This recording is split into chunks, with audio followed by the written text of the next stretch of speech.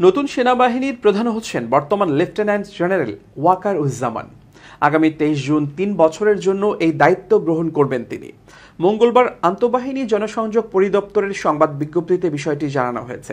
এতে বলা হয়েছে, 23 জুন অপরাহ্ন থেকে লেফটেন্যান্ট জেনারেল ওয়াকারুজ্জামানকে জেনারেল পদবিতে পদোন্নতি প্রদানপূর্বক ওই তারিখ অপরাহ্ন থেকে 3 বছরের জন্য সেনাবাহিনীর প্রধান পদে নিয়োগ দেওয়া হয়েছে।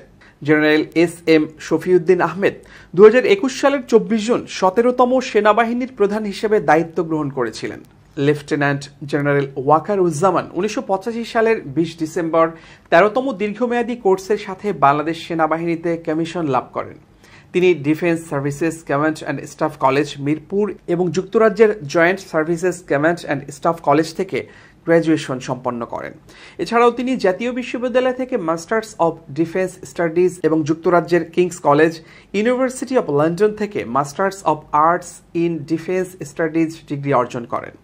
দীর্ঘ 39 বছরের বর্ণাঢ্য সামরিক জীবনে তিনি বিভিন্ন গুরুত্বপূর্ণ পদের পাশাপাশি 9ম পদাতিক ডিভিশনের জেনারেল অফিসার কমান্ডিং এবং সাফার এরিয়া কমান্ডার, সেনা সদরে সামরিক সচিব এবং বাংলাদেশ সেনাবাহিনীর চিফ অব জেনারেল স্টাফ হিসেবে দায়িত্ব পালন করেন। এছাড়াও তিনি প্রধানমন্ত্রীর কার্যালয় আর্মড ফোর্সেস ডিভিশনে প্রধানমন্ত্রীর প্রিন্সিপাল স্টাফ অফিসার হিসেবে দায়িত্ব পালন করেছেন।